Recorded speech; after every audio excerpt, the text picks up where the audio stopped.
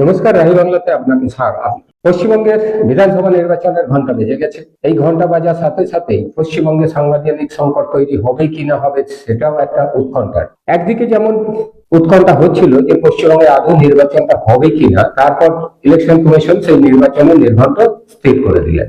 আপনারা প্রত্যেকেই জানেন যে পশ্চিমবঙ্গে এসআইআর চলছে এবং এসআইআর নিয়ে 60 লক্ষ মানুষ এখন এই ভোটার লিস্টের বাইরে চলে গেছে।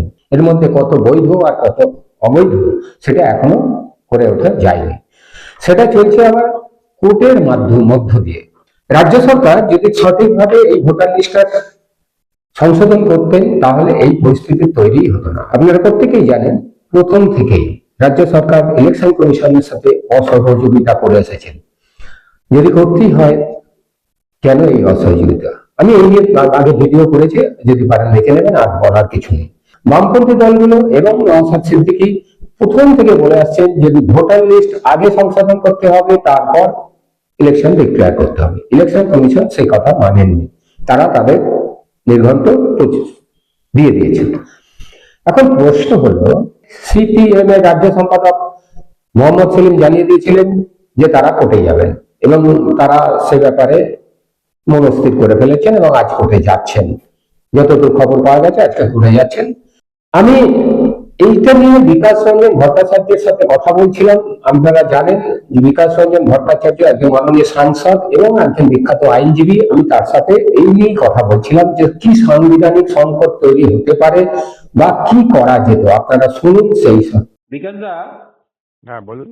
বলছি ইলেকশন কমিশন ভোটের দিনক্ষণ স্থির করে দিলেন, এদিকে ভোটার লিস্ট রেডি হয়নি বা ভোটার লিস্ট নিয়ে এসআইআর নিয়ে আমাদের নানা রকম জটিলতায় দাঁড়িয়ে আছে, কোর্টের আন্ডারে সেটা চলছে। সেই অবস্থায় আপনার মতামতটা একটু যদি বলেন, বা সাংবিধানিক যে সংকট আমরা বলি বা কি হতে পারে। দেখুন, আমার মতামত খুব স্পষ্ট। সেটা হচ্ছে ভারতবর্ষ স্বাধীনতার সঙ্গে সঙ্গেই পলিটিক্যাল জাস্টিস পেয়েছিলেন। পলিটিক্যাল জাস্টিস মানে ছিল one man one vote one value.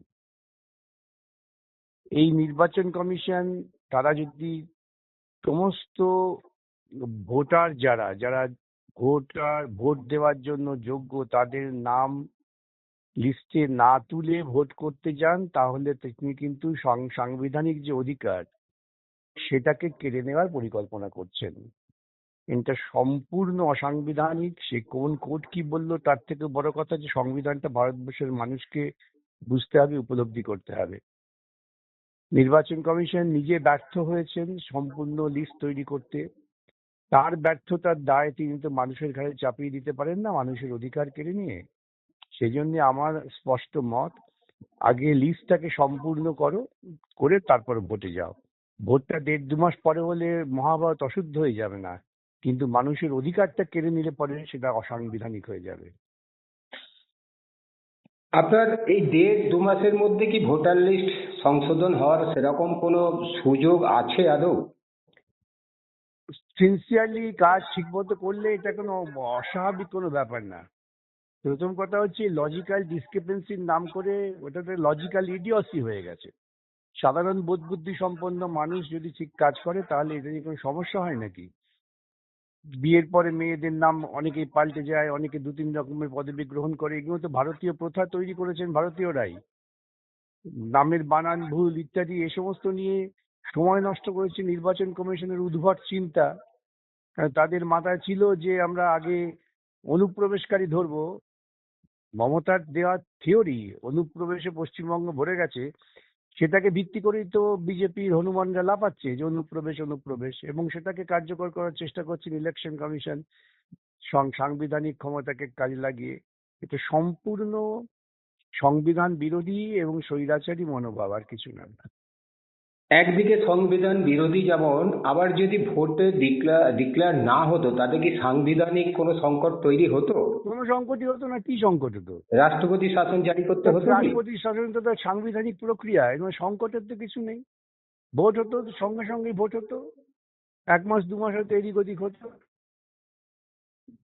আজকে সেলিমদার বোধহয় প্রেস মিট আছে, সেখানে কোর্টে যাওয়ার ব্যাপারে বলছেন। সেও সাধারণভাবে, তো সাধারণ যে কোনো বুদ্ধি সম্পন্ন মানুষেরাই বলবেন ভোটে যেতেই হবে, মানে ভোটারের অধিকারটাকে বিসর্জন দিয়ে তো আর ভোট করা যাবে না।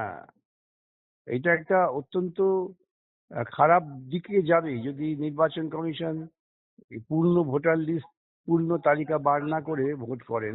এটা আমি আগেও বলেছি, পোস্টও করেছি, সর্বত্রই বলছি, এটা অসাংবিধানিক হয়ে যাবে, অনৈতিক হয়ে যাবে। আর একটা কথা জিজ্ঞাসা করব, এই যে কোর্টে যাচ্ছে, কোর্টের একটা দীর্ঘমেয়াদী প্রসেস আছে, আমরা দেখেছি সাধারণত। আপনি তো এটা নিজে একজন, সর্বত্রই কোর্টে দীর্ঘমেয়াদী হয় তা না, গুরুত্বপূর্ণ মামলা এইসব বিষয় নিয়ে কোর্ট তৎপরতার সঙ্গেই শুনবে। সুতরাং ওই সমস্ত ভয় দেখিয়ে লাভটা কি, দীর্ঘমেয়াদী আছে এটা অনেকে ভয় দেখাবার চেষ্টা করে। অধিকারটা তো রাখতে হবে। দীর্ঘমেয়াদী বলে আমি অধিকার ছেড়ে দিয়ে বসে থাকবো? আমার একটা ভারতীয়, তাকে আমি বলে দেবো তুমি যাও পেনশন ক্যাম্পে থাকো, বাইরে থাকো, মানুষের জীবন নিয়ে ছেলে খেলা হবে নাকি? আপনারা ধর্ণা দিয়েছেন, মমতা ব্যানার্জিও ধর্ণা দিয়েছেন, মমতা ব্যানার্জি কিন্তু কোর্টের কথা কিছু বলছেই না। আরে এই সমস্যা তৈরি করেছেন তো মমতা ব্যানার্জি, এটা তো বুঝতে হবে। এই অনুপ্রবেশের তথ্যটা তিনিই খাড়া করেছেন। আজকে তো তিনি জোর গলায় বলতে পারছেন না যে না কোনো অনুপ্রবেশ নেই। উনি বিষবৃক্ষটা রোপণ করেছেন এবং সেটাকে কাজে লাগাচ্ছে বিজেপি। উনি ভাবতে পারেননি এটা বুমেরাং হয়ে যাবে। উনি তো চাইবেন যত মানুষের অধিকার কেড়ে চলে যায় যাক, তারপরে তার সুবিধে তিনি কোনো ক্রমে ক্ষমতায় থাকতে পারলেই তার জীবনের সমস্ত স্বপ্ন পূরণ। আর একটা বর্তমান মেয়র ফিরহাদ হাকিম বলেছেন পশ্চিমবঙ্গে 40% মুসলিম আছে, যেখানে জনগণনাই হয়নি। এটাকে আপনি কি বলবেন? কারণ যদি জনগণ না হয়ে থাকে তার তো অভিযোগ থাকতেই পারে। সেই জন্যই কাজটা তো সুষ্ঠুভাবে করা উচিত। কিন্তু এই 40% শুনে বিজেপিরা তো লাফাচ্ছে, এবং সেটা তো তারা সেই সুবিধা বা তার, কে লাফাচ্ছে, কে ঘুমোচ্ছে, কে নাচাচ্ছে, এই সবগুলো তো সবই ওরা করছে তো নিজস্ব কল্পনার জগতের উপর দাঁড়িয়ে, বাস্তব ভূমিতে দাঁড়িয়ে নয়। কেন সরকারি কাজ ঠিক মতো হবে না, সাংবিধানিক কাজ ঠিক মতো হবে না, কেন সবার নাম ভোটার লিস্টে থাকবে না, এটাই হচ্ছে মূল কথা। ওকে বিকাশ দাস, অসংখ্য ধন্যবাদ রায় বাংলাকে সময় দেওয়ার জন্য। শুনলেন বিকাশ বাবুর কথা। আমার মনে হয় আপনাদের কাছে পরিষ্কার হয়ে যাওয়া উচিত। নমস্কার, ভালো থাকবেন। আর একটা কথা বলি, পারলে আপনারা শেয়ার করবেন, সাবস্ক্রাইব করবেন চ্যানেলটা। নমস্কার।